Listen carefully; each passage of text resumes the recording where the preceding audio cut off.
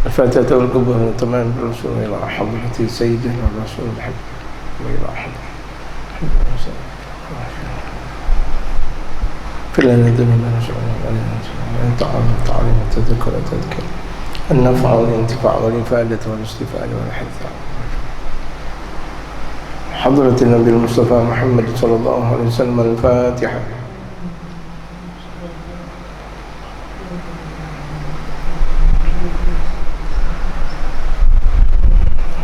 بسم الله الرحمن الرحيم.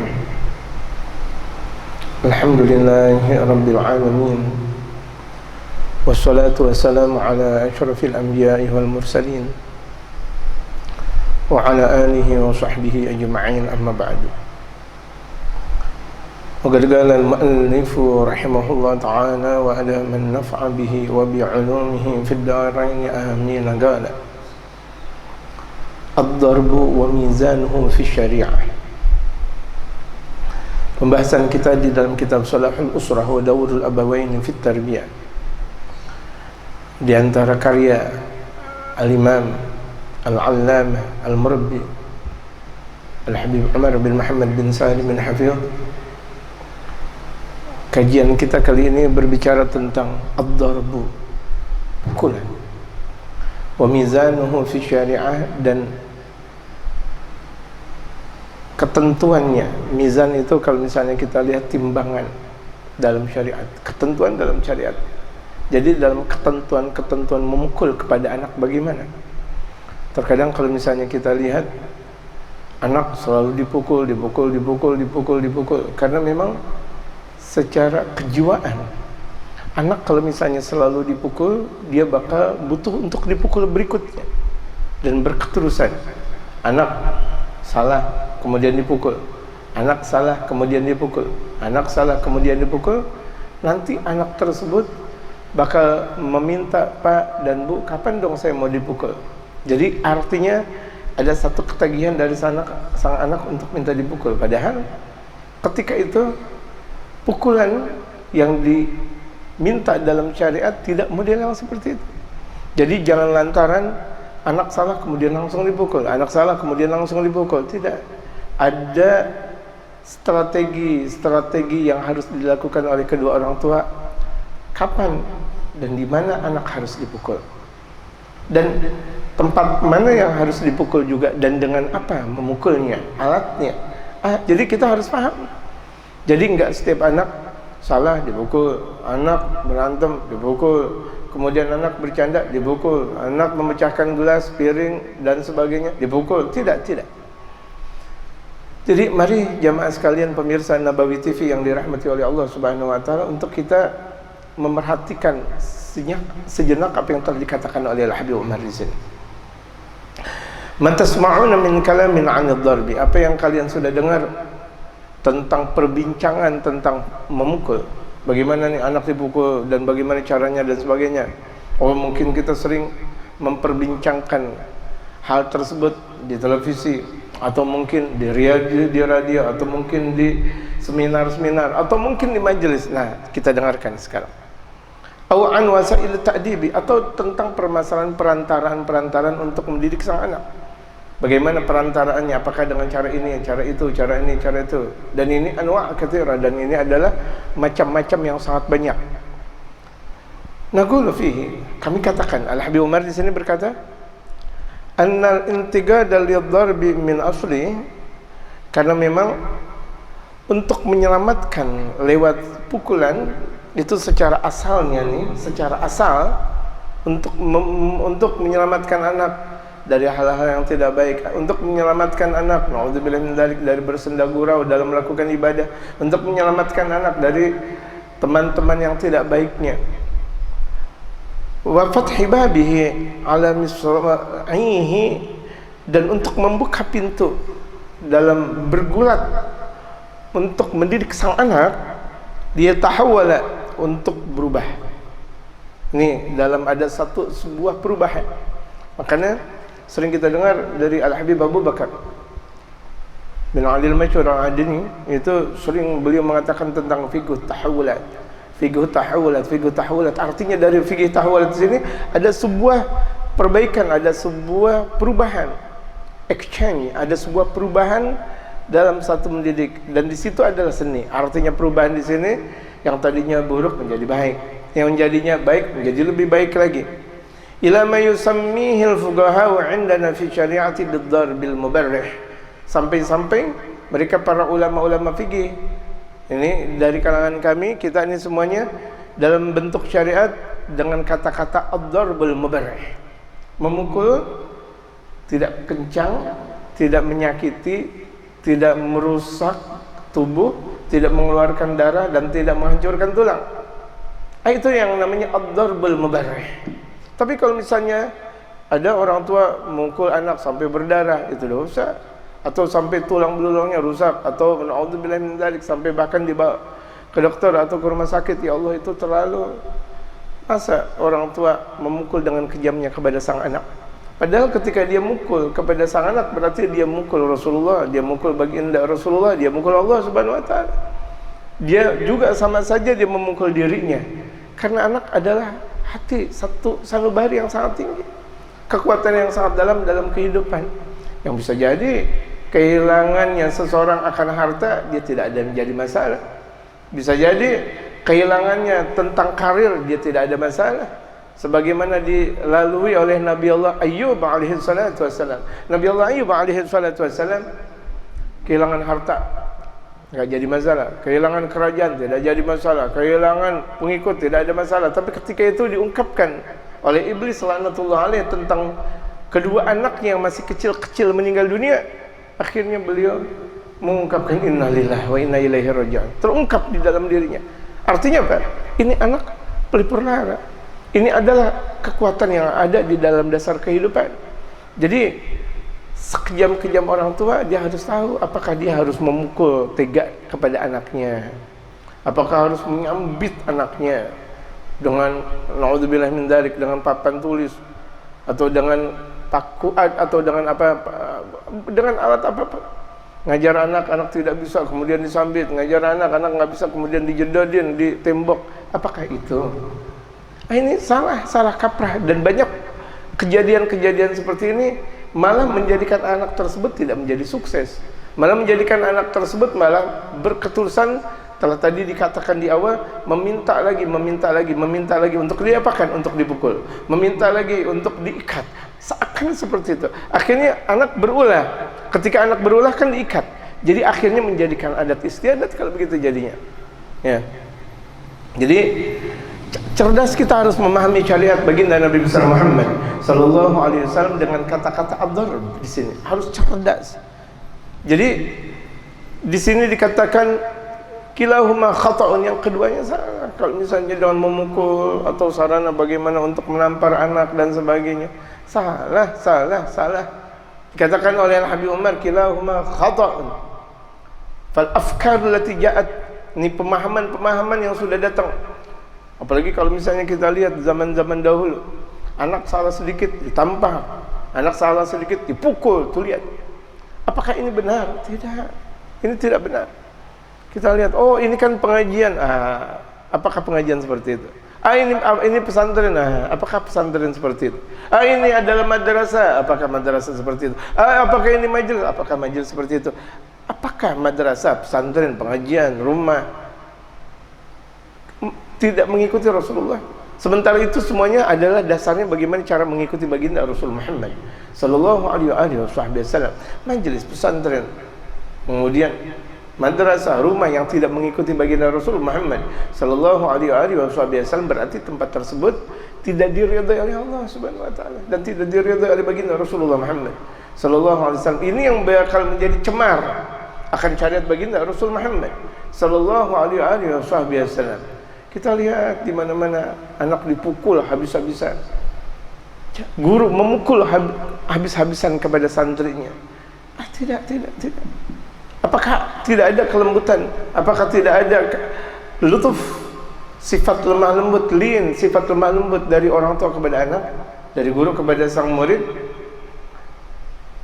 Jadi pola pemahaman yang sudah datang ilgha'id darbi min asli, untuk menyepelekan tentang permasalahan memukul dari kata asalnya itu kanat ala ghairi basiratin, yang seperti itu bukan dengan pandangan batin.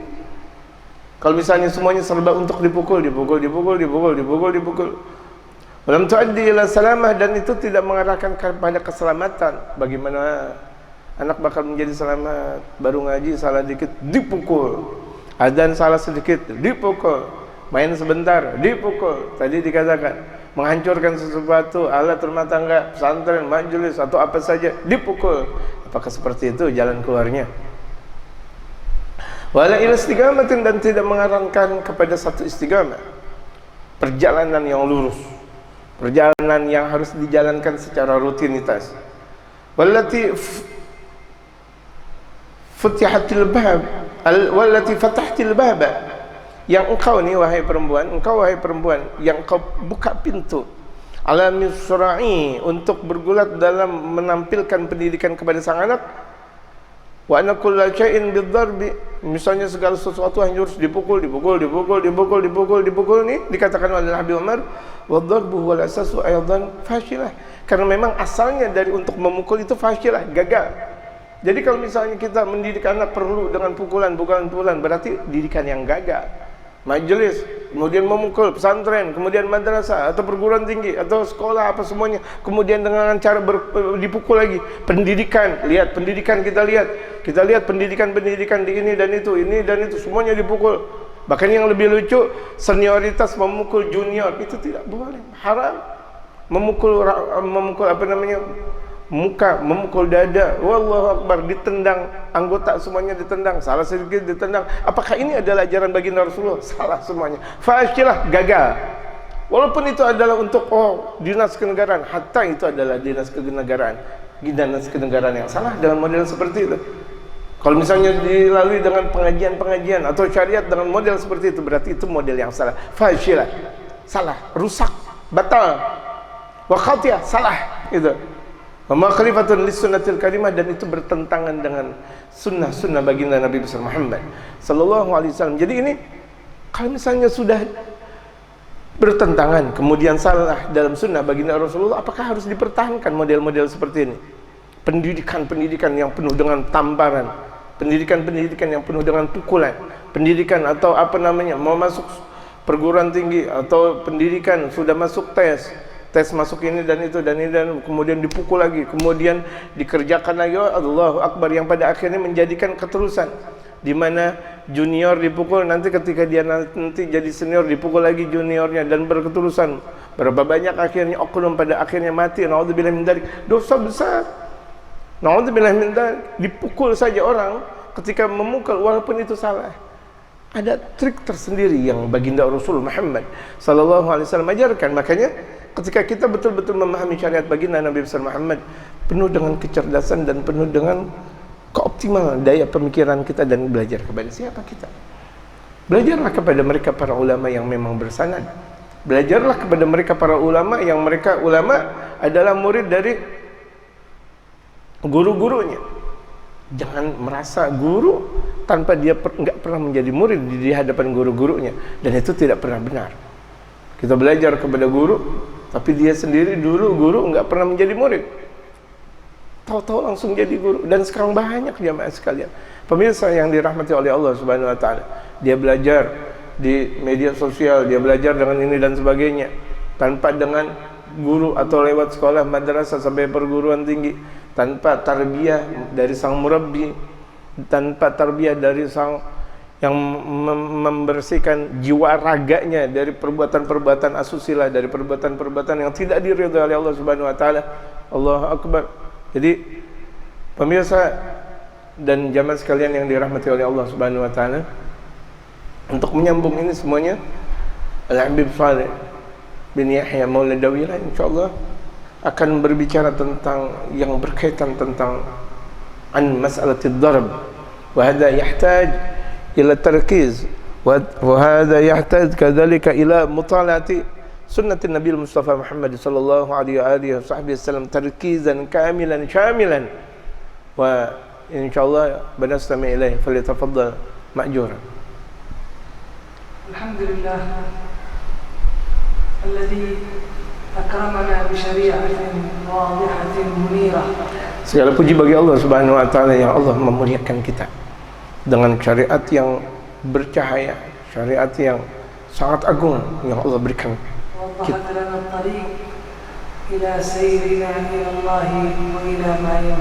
Dan dia Allah Subhanahu wa taala yang menjelaskan kepada kita satu perjalanan yang lurus menuju ke hadirat Allah Subhanahu wa taala.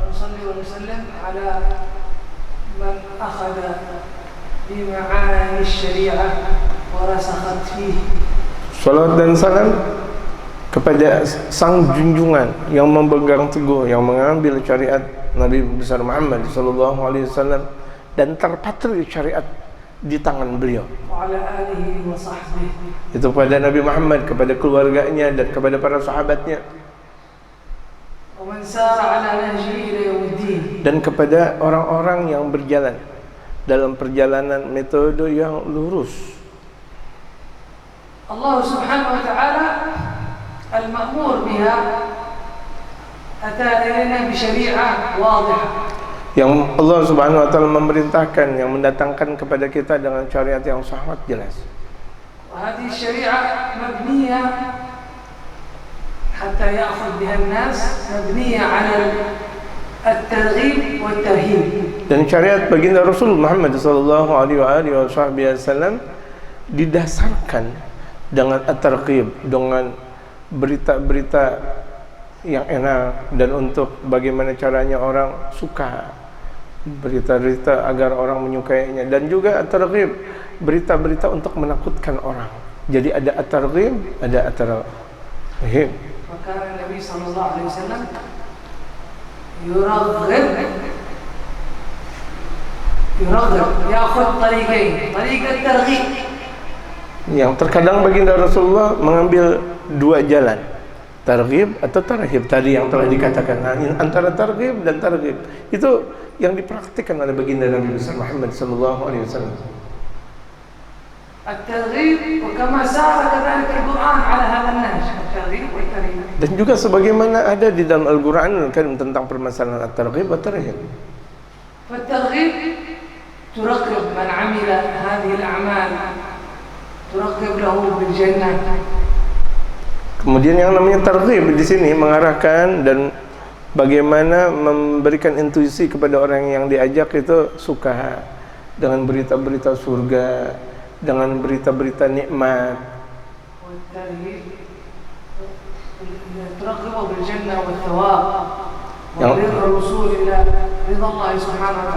Yang at-targhib itu menghantarkan berita tentang surga, kemudian kenikmatan, bagaimana caranya sampai kepada kehadirat Allah Subhanahu wa taala.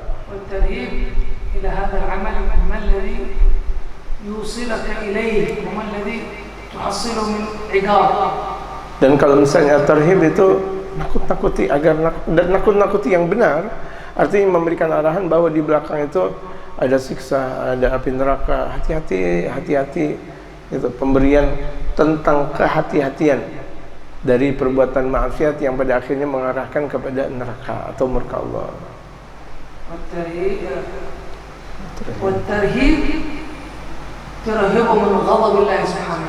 Yang tarhib itu artinya memberikan kehati-hatian.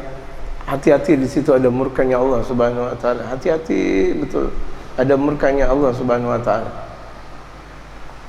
Wa natakallam 'an darb wa wasilah. Dan kita bicara tentang di sini memukul anak, dan ini ada perantaraan memang. Wasilah min wasail at-tarhib. Di sini ada salah satu perantaraan untuk nakut-nakuti anak. Liyakhudh al-insan al-awamir wa yatruk an-nawahi. Tujuannya agar orang-orang bisa menjalankan perintah dan bisa menjauhi larangan. Tapi pola pemukulan model seperti apa ya yang diajarkan dalam syariat kita? Wa ghaliban ad-darb yakun 'ala al-wali. Terkadang memukul itu dilakukan dengan orang yang mempunyai kuasa, atau seorang yang guru yang mendidik sang anak secara optimal. Yang terkadang ada waktu atau mungkin keadaan-keadaan tertentu mungkin yang memang perlu untuk dilakukan model seperti itu. كما قال صاحب الكتاب المؤلف الحبيب عمر. Sebagaimana sang pengarang kitab ya Salahul Usrah wa Daurul Abawiyan di sini yaitu Al-Habib Umar, لا نمنع الضرب نهائيا. Kami tidak pernah mencegah pukulan kepada sang anak secara batasan akhir, artinya diperbolehkan, tapi dengan sudut pandang mana dulu. ولا نفتح واسع على مصراعيه. Tapi kami tidak buka dengan berkepanjangan untuk anak untuk selalu dipukul.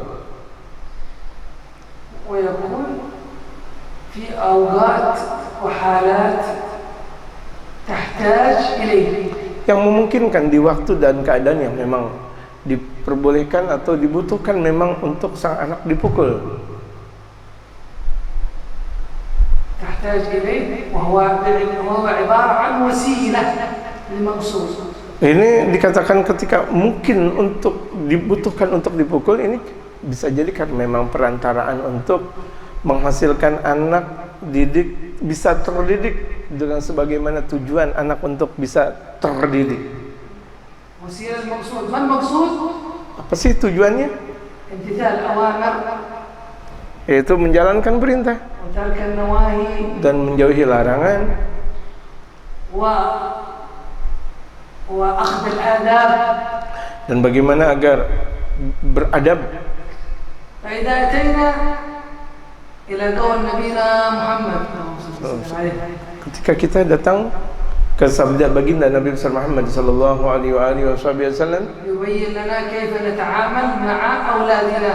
yang Rasulullah menjelaskan kepada kita bagaimana caranya kita bersosialisasi kepada anak.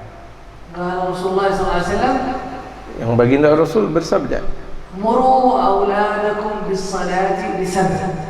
perintahkan anak-anak kalian untuk mendirikan salat ketika di usia mulai beranjak 7 tahun. واضربوهم على تركها ل10. Pukul mereka. Nah, ini ada kata-kata pukul. Mereka itu anak-anak kalau misalnya usia 10 tahun belum mendirikan salat. مروا أولادكم. قال العلماء ليس المقصود بالصلاة فقط. Dan di sini dikatakan ulama maksud untuk memukul anak bukan cuma sekedar tentang permasalahan salat saja. إنما هو مثل. Ini cuma sebagai perumpamaan saja. تأمر بكل الواجبات التي يستطيعها. Yaitu engkau perintahkan sesuatu hal yang wajib yang kira-kira engkau mampu untuk melakukan itu. وتأمر بالفضائل والآداب. Dan engkau bagaimana menyuruh kepada anak tentang keistimewaan dan tentang adab. تأمره وترشده. Kau perintah, kau ajak. مروا أولادكم بالصلاة لسبع. ثم قال واضربوهم على تركها ل10. Yaitu dalam sabda Rasulullah, perintahkan anak ketika di usia 7 tahun mulai, kemudian pukul ketika mereka sudah 10 tahun, kemudian mereka meninggalkan salat. فأنت تأمر في 8 وفي 9. تأمر ولدك في الطاعات والعبادات. Yang ketika itu engkau perintah anak-anak untuk melakukan salat ibadah dimulai usia 7, 8, 9 tahun dan berikutnya. ثم إذا بلغ 10 قال رسول الله هنا تضرب. Ketika sudah mulai beranjak 10 tahun, di sini baginda Nabi besar Muhammad sallallahu alaihi wasallam sudah mulai ada kata-kata bidarab, yaitu pukul.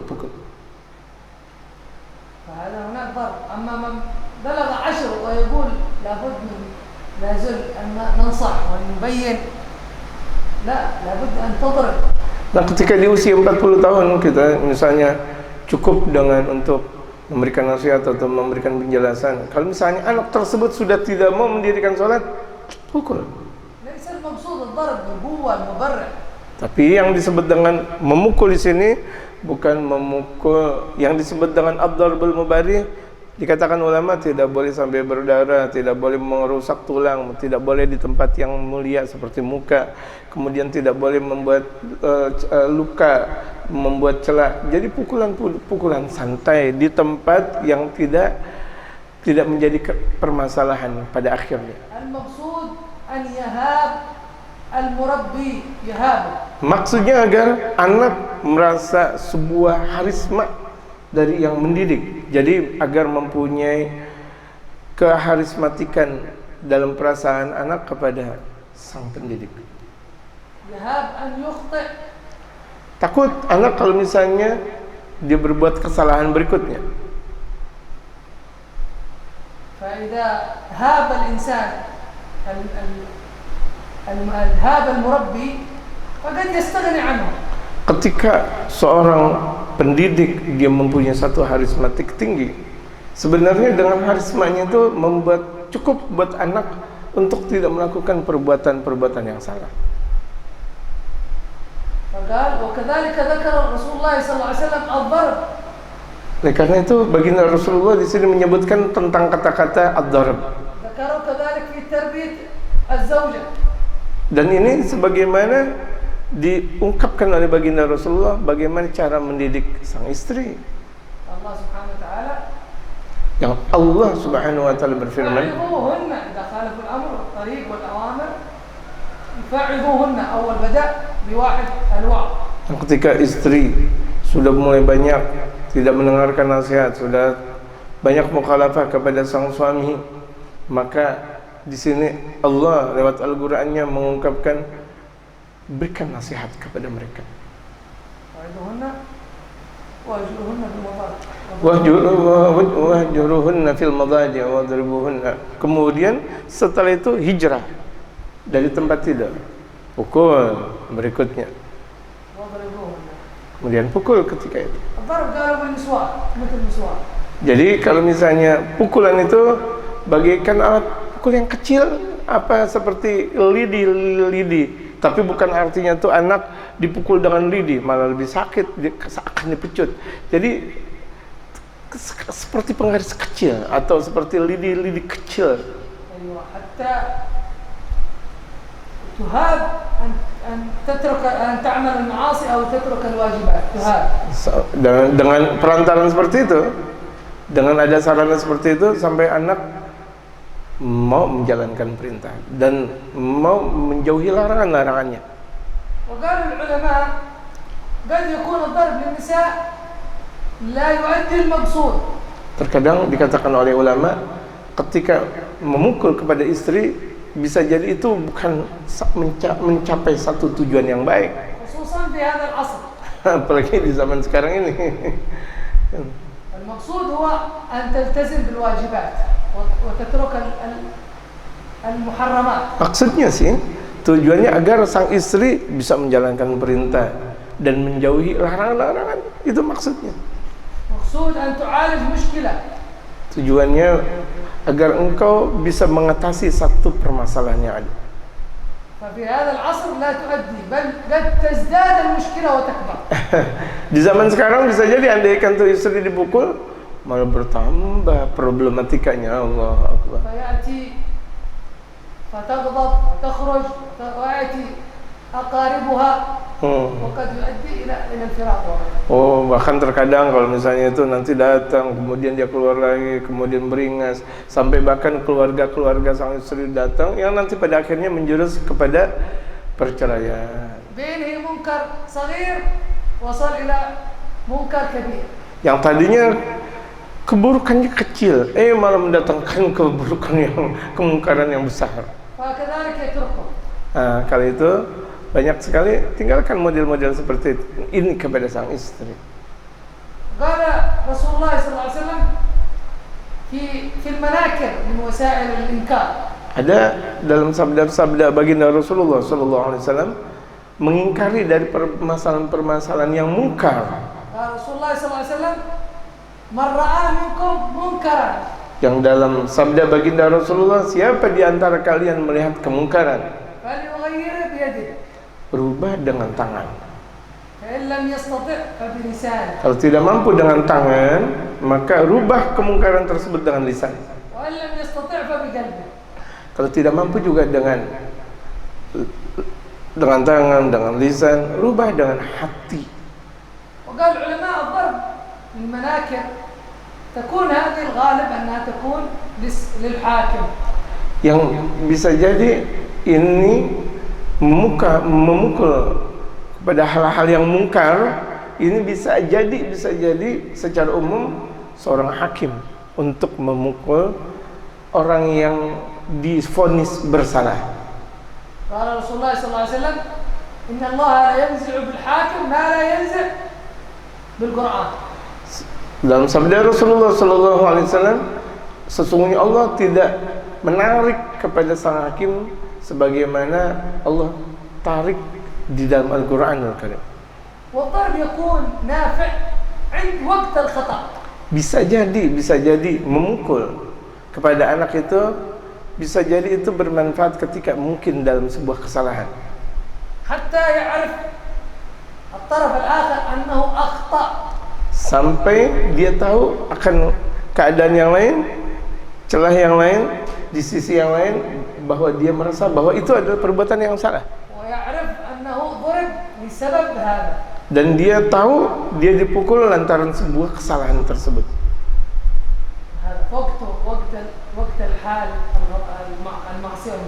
Misal di waktu di mana anak berbuat maksiat atau anak berbeda menjalankan mukhalafah kepada syariat.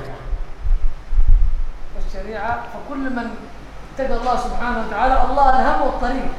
Ketika orang yang sudah mulai bertakwa kepada Allah, Allah bakal memberikan ilham, bakal memberikan petunjuk satu perjalanan. Alhamdulillah tariq at-tarbiyah. Yaitu dengan memberikan ilham perjalanan dengan satu proses pendidikan. Wal qasd al-insan an ya'tadil khairul awsataha. Yang memang tujuan manusia dia bisa berlanjut dalam sebuah ketenangan yang tidak keterusan atau tidak menjadi besar atau kecil, tapi tengah-tengah. Karena memang sebagaimana yang telah disebut dalam sabda Rasulullah, sebaik-baik urusan itu adalah pertengahan. At-tarbiyah syai' sa'ab syadid. Karena memang pendidikan itu ada sesuatu yang sangat susah. Sa'ab. Yurid labud 'aun min Allah, yu'inak Allah hatta yulhimak. Jadi ini memang pendidikan kepada anak susah, maka minta kita kepada Allah Subhanahu wa taala, bermunajat kita kepada Allah, yang nanti pada akhirnya Allah yang bakal menolong dan bakal memberikan jalan kepada kita. Ma afdal at-turuq hatta takun wasilah lit-tarbiyah. Dan ini adalah seindah-indah perjalanan yang sampai pada akhirnya ini adalah satu perantaran yang sangat indah, yang sangat bagus. Wa mal wasail allati tanfa' fi hadzal waqt wa mal ladzi la tanfa'. Ada memang perantaran yang banyak memberikan manfaat, ada yang tidak manfaat di zaman sekarang ini.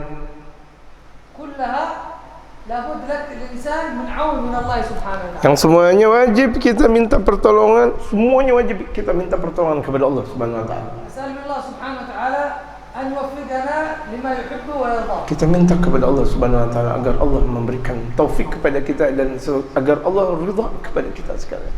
ويصلحنا ويصلح أولادنا وبناتنا. Yang semoga Allah memperbagus, memperbaiki keadaan putra dan putri kita. ويعيننا على أنفسنا وعلى تربية أولادنا. Dan semoga Allah memberikan pertolongan kepada kita untuk selalu mendidik anak. ووفقنا للخير أينما توجهنا. Dan semoga Allah memberikan taufik kepada kita, taufik kebaikan di mana saja kita berada. Yang semoga kita minta dan diberikan rezeki oleh Allah Subhanahu wa taala agar anak-anak kita berbakti kepada kita dan kita bisa berbakti kepada kedua orang tua kita. Dan semoga Allah Subhanahu wa taala menjadikan kita sekalian dan mereka anak-anak kita di antara orang-orang yang saleh. Dan salawat kepada baginda Nabi besar Muhammad sallallahu alaihi wasallam. Ya, jadi di sini dikatakan oleh Al-Habib Umar, sebagaimana pula dita'alikan oleh Al-Habib Saleh, fi hadza yaqulu Rasul sallallahu alaihi wasallam. Oleh karena itu baginda Rasul Muhammad sallallahu alaihi wasallamnya dalam bersabda ini, alligu saut, gantungkan pukulan, as-saut, pukulan. Di rumah ini gantung. haitsu yarahu ahlul bait, sekira-kira anak dan istri tahu, waduh, ada pukulan nih. Masya Allah. Sampai kayak gitu. Ini artinya nakut-nakutin. Wah, kalau misalnya ada anak, waduh, ada pukulan. Masya Allah, nanti bapak mukul saya. Waduh. Jadi ada satu perasaan takut tersendiri di dalam diri. Gitu. Kenapa? Fa inna lahum adab, karena saut tersebut, alat pukulan tersebut, itu adalah adab buat mereka, memberikan adab. Jadi sebelum adanya adab, udah ada adabnya duluan. Sebelum memberikan arahan, udah ada arahan duluan. Ini dia. Ay'aligi saut allati ay'aligi saut. Jadi gantungan pukulan tersebut, hatta law lam yakun hunaka darbun, andikan di sana memang tidak penting untuk memukul anak, ditadakkurihim, untuk memberikan perhatian kepada mereka, bi annal masaila fiha mu'asabah.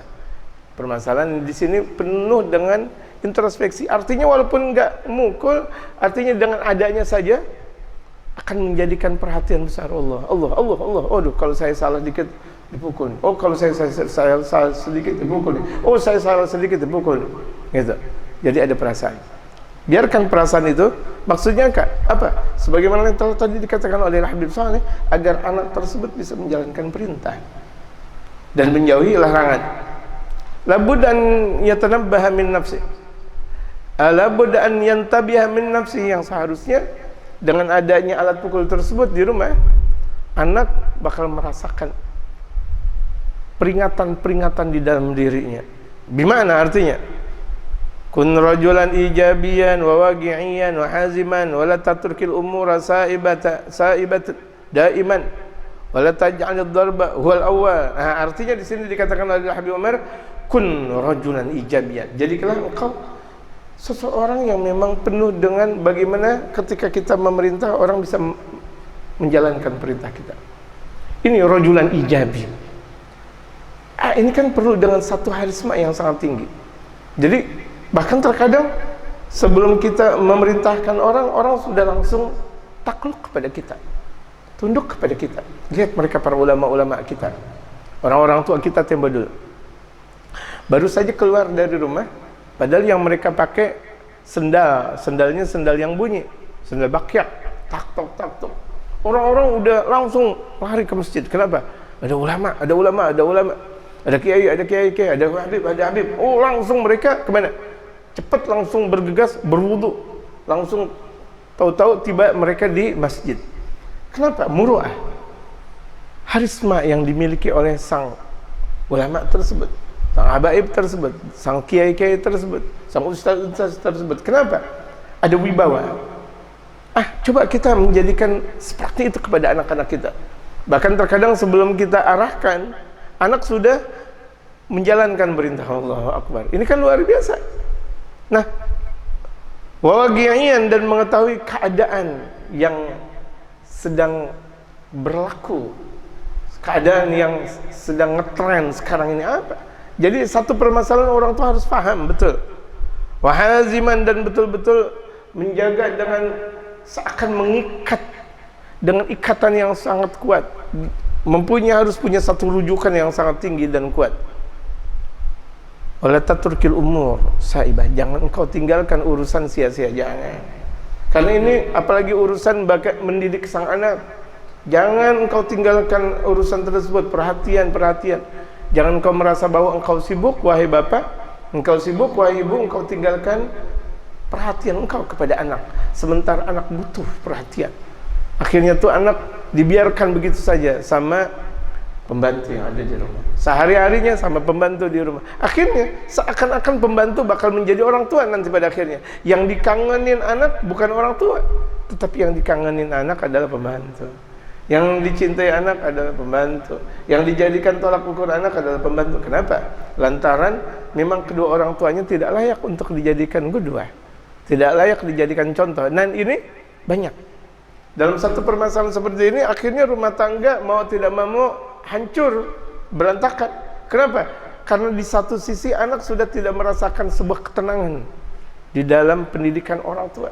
Jadi orang tua yang mereka keluarkan hanyalah harta. Bisa jadi anak dikasih mobil, dikasih motor, dikasih sarana, semuanya dikasih sarana.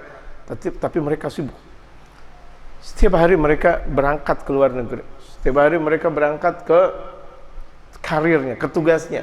Sementara tugas dia yang paling dasar, dia tidak jalankan. Amanah yang Allah Subhanahu wa Ta'ala berikan paling dasar, tapi dia tidak jalankan. Ini musibah besar. Dan ini banyak terjadi. Udah begitu terkadang istrinya pun, dia ikut kerja. Suaminya sudah kerja, akhirnya istrinya ikut kerja. Akhirnya dia sibuk di dunia lain. Na'udzubillahi min dzalik, ya Allah. Ini bagaimana kejadiannya kalau terjadi di dalam dunia seorang muslim, di rumah tangga muslim. Allahu Akbar. Tidak ada kenyamanan di sana kita lihat. Boleh jadi semua harta ada, motor, mobil lengkap, bahkan swimming pool ada di dalam rumahnya. Kolam renang, mau kolam renang berbentuk laut atau berbentuk kali, semuanya ada. Sampai lapangan terbang ada di dalam rumahnya. Landasan kapal terbang ada, semuanya. La ilaha illallah Muhammadur Rasulullah. Semuanya dia punya sarana ada dan ada dan ada dan ada. La ilaha illallah. Tapi ketenangan batin tidak ada. Kenikmatan batin tidak ada. Kenapa? Tidak ada tarbiyah Rasulullah di dalam rumah tersebut. Tidak ada keagungan baginda Rasulullah di dalam rumah tersebut. Yang ada hampa semuanya. Na'udzubillahi min dzalik. Dan di sini Al-Habib Umar, wala taj'alid dharba huwal awwal, jangan dijadikan sarana untuk memukul baru pertama kali. Jadi anak salah pukul, salah lagi pukul, jangan. Lihat jalan keluar, lihat jalan keluarnya, nasihatin dulu. Tadi dikatakan oleh Habib Saleh, kalau misalnya ada istri yang durhaka kepada suaminya, nasihatin. Nggak mampu dinasihatin, pindah tempat tidur 3 hari, dipukul. Dan bahkan terkadang memukul itu nggak butuh. Kenapa? Karena dengan memukul itu terkadang malah menjauhkan istri dari suami, dan bahkan nanti ikut serta keluarga besarnya. Allahu Akbar. Udah gitu masuk ke aparat kepolisian, dikatakan apa pelanggaran dalam rumah tangga. Astagfirullah. Akhirnya berantakan semuanya. Jadi satu permasalahan kecil bakal menjadi permasalahan yang sangat besar. Jadi pemirsa dan jamaah yang dirahmati oleh Allah Subhanahu wa Ta'ala, kecerdasan kita ketika memahami ungkapan dari mereka para ulama, dan mereka selalu menganjurkan kepada kita, ini yang perlu kita perhatikan. Kita lihat tadi dikatakan oleh Habib Umar, lihat waqi'i, kejadian yang ada, lihat kejadian. Apakah butuh untuk dipukul? Apalagi kita lihat keadaan zaman-zaman kita sekarang ini yang berbeda di zaman dulu. Yang kalau di zaman dahulu saja kalau lantaran salah dipukul tidak boleh, apalagi zaman sekarang. Ya, kita lihat kondisi-kondisi yang memang hal tersebut butuh atau tidak butuh. Dan itu ingat, bukan di awal kejadian kesalahan anak kemudian dipukul, tidak. Ini nanti pemukulan itu nanti di akhir. Itu pun tadi dikatakan pukulan yang ghair mubarih, yang sebagaimana yang telah diungkapkan tadi, baik saya mengungkapkan atau tadi Al-Habib Saleh. Kama syara'a lana subhanahu wa ta'ala ad-darba, sebagaimana kita diberikan syariat oleh Allah Subhanahu wa Ta'ala tentang pukulan, hatta ma'anisaina, bahkan sampai kepada istri kita nih. Walakin bi ayyi wasilatin wa fi ayyi marhalatin, namun dengan perantara yang model seperti apa, tingkatan yang model seperti apa yang harus untuk dipukul gitu. Di sini diteruskan oleh Al-Habib Umar, qala ta'ala, Allah berfirman, wallati takhafuna nushuzahunna fa'idhuhunna wajruhunna fil madaji'i wadribuhun, dan perempuan-perempuan yang kalian takut akan durhakanya kepada kalian. Ini yang kalau misalnya kita sudah mulai melihat secara nampak istri sudah mulai durhaka, istri sudah mulai tidak patuh kepada sang suami. Kita lihat, fa'idhuhun, nasihati, bu, hati-hati neraka. Bu, nanti kalau misalnya ibu nggak taat, nggak dikasih rezeki. Bu, kalau misalnya ibu nggak taat, oh dapat laknat dari Allah, dapat ancaman dari Allah. Rasulullah tidak suka, malaikat tidak datang. Kasih nasihat seperti itu. Masih tetap sang istri berlawanan kepada sang suami, disuruh sholat tidak mau, disuruh ngaji tidak mau, disuruh zikir tidak mau. Allahu Akbar. Wajruhunna fil madaji', mulai tahapan yang kedua, tinggalkan mereka dalam tempat tidur. Istri di tempat tidur, kita di ruang tamu. Biarkan. Dia tidur di sana, kita tidur di sini. Ini pendidikan. Kalau perempuan yang soleh diperlakukan seperti itu, dia bakal tahu, oh ya Allah, kok suami saya tidur di luar, ada apa nih? Apa kesalahan saya? Dia bakal introspeksi diri. Ini kalau perempuan yang soleh, perempuan yang benar. Tapi berapa banyak perempuan yang tidak soleh, perempuan yang tidak benar? Biarin aja udah sana. Suami disuruh udah biarin sana untuk tidur di ranjangnya atau tidur. Bahkan kalau di luar juga nggak ada masalah. Digigit sama nyamuk misalnya, sampai ini perempuan nggak benar. Nggak terasa. Nah kalau udah begitu jadinya Allah Subhanahu wa taala memberikan arahan wadribuhun. Nah, perlu ketika itu dipukul. Enggak paham-paham juga. Udah ketahuan suami udah berbeda tempat tidur. Udah lama dinasihati berkepanjangan, tidak mampu juga. Udah. Wadribuhun, pukul. Fa in ata'nakum, kalau misalnya mereka istri ini sudah mulai taat kepada kalian, udah mulai taubat. Fala tabghu 'alaihinna sabila. Jangan kalian cari kesalahan lagi.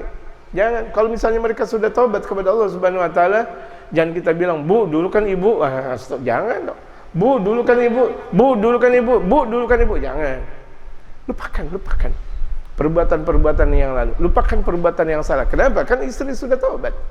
At-taibu minadz-dzambi, sebagaimana yang telah disabdakan oleh baginda Rasulullah, orang yang taubat dari dosa kaman la dzambalah, seperti orang yang tidak punya dosa. At-taibu minadz-dzambi kaman la dzambalah. Innallaha kana 'aliyan kabira. Sesungguhnya Allah Subhanahu wa taala Maha tinggi, Maha besar. Fala budda awalan min ada'i dauril wa'dhi kamilan. Maka penting yang pertama kali satu proses untuk menjalankan nasihat terlebih dahulu. Nasihat secara sempurna. Sebagaimana kalau istri salah, anak salah, dinasihati. Nah, dinasihati duduk bareng, piknik bareng, jalan bareng. Misalnya kesukaannya apa? Makan durian bareng. Kesukaannya apa? Makan bakso bareng. Ikuti kesukaannya, nasihati. Nanti bakal lentur jiwa sang anak dari mulai hati ke hati. Kita bicara kepada anak dari hati ke hati. Nah, anak sayang bapak gak? Nah, sayang ibu gak? Nah. Seperti kalau misalnya kita lihat Al-Imam Al-Ghazali berbicara kepada anaknya, kepada muridnya. Itu ada bahkan satu risalah yang disebut dengan ayyuhal walad. Di situ ayyuhal walad. Di setiap nasihat Al-Imam Al-Ghazali dengan kata-kata ayyuhal walad. Sama kita juga. Apalagi ini adalah anak yang kalau itu adalah murid seperti itu, apalagi anak darah daging kita. Masya Allah, yang tidak boleh kita biarkan anak tersebut keluar jalur dari syariat baginda Rasul Muhammad sallallahu alaihi wasallam. Nasihati secara sempurna. Di sini Al-Habib Umar dikatakan, beliau berkata kamilan, sempurna. Apakah kita sudah nasihati anak dengan sempurna? Dirikan, duduk bareng, santai bareng. Kita terus nasihati lagi. Wa ba'dal wa'dhi, dan setelah menasihati anak dengan sempurna, waktu yang panjang, wala hajar inda khafin nusyuz. Dan kalau misalnya itu pindah dengan apa? Dengan khawatir nusyuz, itu durhaka, ya tigauluhu, kemudian datang firman Allah, durubuhunna, dan pukul. Tapi di sini fama huwa darab, apa yang disebut dengan mukul? Gitu. Jadi walaupun pukul tapi ada ketentuan-ketentuan tersendiri. Begitulah kita kepada sang anak sama. Jadi kalau misalnya di sini ada satu kiasan, ada satu contoh di mana istri perlu diperlakukan seperti itu, anak pun pula seperti itu. Jadi jangan lantaran satu kesalahan anak langsung dipukul. Tidak. Tadi diajarkan. Kalau istri seperti itu, anak juga bagaimana bil wa'adhi, nasihati. Kamilan secara sempurna. Begitu jadinya nanti anak kita nggak kasih duit. Nah, kalau misalnya kamu seperti ini, nanti bapak nggak mau kasih duit. Nanti bapak nggak mau beliin sepatu, nanti bapak nggak beliin sendal, nanti bapak nggak beliin baju. Nanti kalau di hari ini bapak nggak belikan ini dan itu, sementara teman-teman kamu dibelikan oleh orang tuanya, bapak nggak mau. Kenapa? Anak seperti ini sih, kamu seperti itu, tidak suka perintah yang datang dari Allah dan Rasulullah. Anak berlawanan dengan bapak, bapak nggak mau. Nah, kalau seperti itu, terus masih berketerusan Habib Darab. Tapi lihat, wacana darab ini ada satu pasal tersendiri, ada satu bab sendiri yang nanti insya Allah akan kita bahas dari ucapan Al-Habib Umar tentang wacana ad-darab. Jadi masalah darab itu sendiri, yaitu memukul, ada satu bab tersendiri ad-darbu. Nanti kita bakal bahas. Jadi sebelum kita membahas seperti itu, kita harus paham tentang bagaimana kita mendidik anak secara lebih telaten, jamaah sekalian. Pemirsa yang dirahmati oleh Allah Subhanahu wa taala, ini ajaran indah. Ajaran indah. Tidak yang disebut sebagaimana orang mengatakan bahwa Islam itu adalah keras, Islam radikal, karena tidak ada keradikalan dalam Islam. Semuanya lembut, semuanya nikmat, sampai mendidik anak pun dengan selembut-lembut dan senikmat-nikmat pendidikan. Kalau kita bisa mendidik orang lain dengan lembutnya, apalagi dengan anak. Ini terkadang, Allahu Akbar, berapa banyak orang bisa mendidik orang, tetapi anaknya sendiri dia tidak bisa didik. Anaknya sendiri dia tidak bisa didik. Padahal musibah besar kalau misalnya dia bisa mendidik orang, tapi anaknya dia tidak bisa didik. Ini fitnah besar ketika dia bisa mendidik orang, kemudian dia tidak bisa mendidik anak. Apalagi seorang dai, seorang yang mereka para ulama-ulama soleh, yang seharusnya yang lebih dikedepankan adalah kemaslahatan sang anak. Sesibuk apapun dia dalam berdakwah, sesibuk apapun dia dalam mendidik dan mengajar santri dan orang lain, maka anak adalah satu kajian khusus. Bahkan ada dalam satu cerita, mereka para kalangan aulia Allah, mereka para da'in ilallah, dakwah, terus dakwah lagi, dan mendidik dakwah lagi, ngajar lagi. Akhirnya dia pulang ke rumah, sudah malam. Akhirnya dia ngajarin anaknya dengan letihnya, dengan capeknya, khusus untuk anak. Dan itu berketerusan. Yang pada akhirnya yang jadi adalah anaknya. Kenapa? Karena memang betul sang dai tersebut, betul sang ulama tersebut ada rasa kepedulian kepada anak. Walaupun betul kewajiban dia dakwah di sana dan di sini, dakwah kepada anak nggak boleh ditinggalkan, harus dijadikan rujukan utama. Dan kita lihat betapa Al-Habib Umar. Ya, kita lihat Al-Habib Umar capeknya dakwah di sana dan di sini, masya Allah, kesibukan yang sangat luar biasa. Tapi beliau dengan anak dan istrinya dijadikan waktu-waktu khusus, tempat-tempat khusus bagaimana untuk bisa santai dan mendidik. Untuk santai lagi dan mendidik dengan capeknya yang beliau dengan capek luar biasa. Tapi lihat berapa banyak kesalahan yang ada di dalam diri kita. Kita sebagai guru, kita sebagai dai, kita sebagai pembimbing, kita udah mengatakan saya capek mendidik, saya capek di madrasah, saya capek di pesantren, saya capek di majelis alim, pulang kemudian tidur, anak-anaknya dibiarkan begitu saja. Anak-anaknya dibiarkan masih megang HP. Anak-anaknya dia biarkan masih nonton TV. Anak-anaknya dibiarkan bahkan udah sampai tengah malam belum sampai ke rumahnya. La ilaha illallah Muhammadur Rasulullah. Ini bencana jamaah sekalian. Yang ini tidak dikehendaki oleh baginda Rasul Muhammad SAW. Yang model seperti ini bukan metode Hadramaut, bukan alat madrasah Hadramaut, bukan juga kesimpulan yang kita pahami tentang syariat Islam. Karena syariat Islam penuh dengan kelembutan, penuh dengan kewibawaan. Ajarkan sang anak, ajarkan waktu buat sang anak. Secapek dan sulit apapun keadaan kita, merupakan sebuah kenikmatan kita berdekatan dengan sang anak. Dengan pendidikan lagi. Andaikan kita tidak mau untuk diikut sertakan anak, misalnya kita seorang pendidik, kita nggak ikut sertakan anak dengan yang lain, ada tempat dan ada waktu khusus kita dengan sang anak, dengan berbagai macam upaya, dengan berbagai macam cara. Bagaimana caranya agar anak bisa menjadi generasi-generasi yang saleh dan salehah. Dan ini wacana yang harus dilakukan. Karena berapa banyak seseorang dakwah luar biasa di luar, tetapi dakwah di dalam keadaan rusak. Di luar masya Allah bagaikan singa podium, tapi di rumah dia tidak bersuara.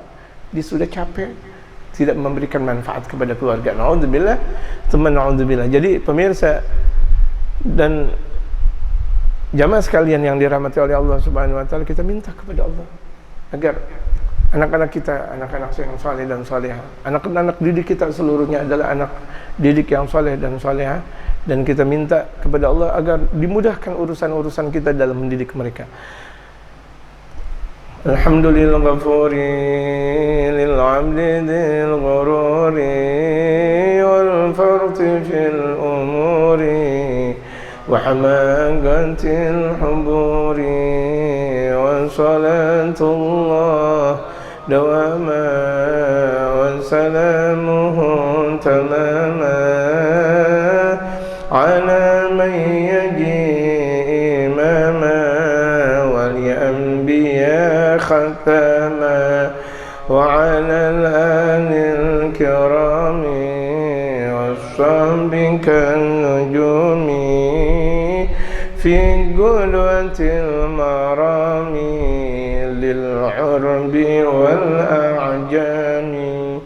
يا ربنا اعترفنا بأننا اقترفنا وإننا أسرفنا وعلى لظى أشرفنا فتب علينا توبة تغسل كل حوبة واستر لنا العورات وآمن الروعات واغفر لوالدينا ربي ومولودنا والأهل والإخوان وسائر الخلان وكل ذي محبة أو جيرة أو صحبة والمسلمين أجمع آمين ربي أسمع فضلا وجودا من لا باكتساب منا بالمصطفى الرسول نحظى بكل سوني صلى وسلم ربي عليه عد الحب وآله وصحبه عدال طيش الصحب والحمد لله في البدء والتناهي.